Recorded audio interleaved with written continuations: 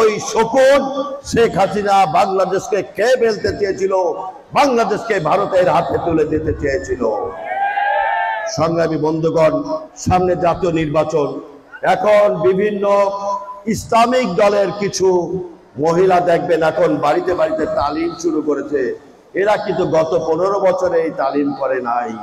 তারা কিন্তু এখন আপনাদের কাছে ভুল বুঝিয়ে জান্নাতের টিকিট বিক্রি করতে চাচ্ছে। আমি আপনাদের কাছে প্রশ্ন করতে চাই, আপনারা নামাজ যদি না পড়েন, রোজা যদি না রাখেন, যদি হজ না পালন করেন, যদি যাকাত না পালন করেন, বিশেষ কোনো মার্কায় যদি আপনারা ভোট দেন, তাহলে কি জান্নাতে যাওয়ার কোনো সুযোগ আছে?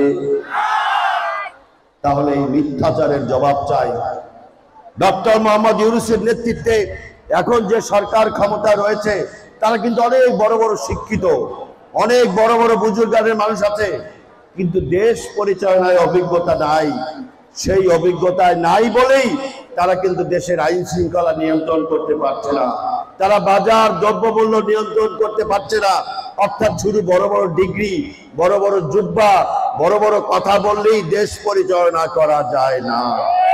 দেশ পরিচালনা করার জন্য অভিজ্ঞতা সম্পন্ন রাজনৈতিক দল এবং রাজনৈতিক নেতৃবৃন্দ দরকার।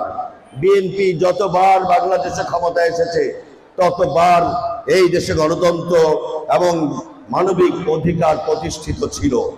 সংগ্রামী বন্ধুগণ, আজকে আপনাদের কাছে হাত ধরে বলতে চাই, দেশনেত্রী বেগম খালেদা জিয়া আজকে অসুস্থ।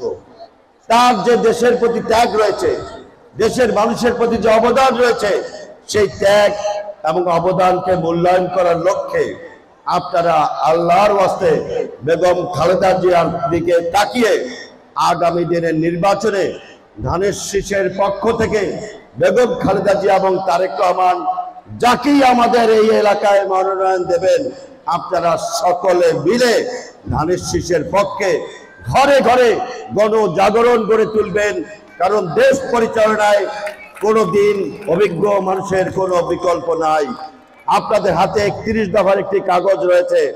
জনাব তারেক রহমান সাহেব আগামী দিনে এমন একটি বাংলাদেশ গড়তে যান, যেই বাংলাদেশের প্রত্যেক পরিবারে একটি করে স্বাস্থ্য কার্ড, ফ্যামিলি কার্ড দেওয়া হবে।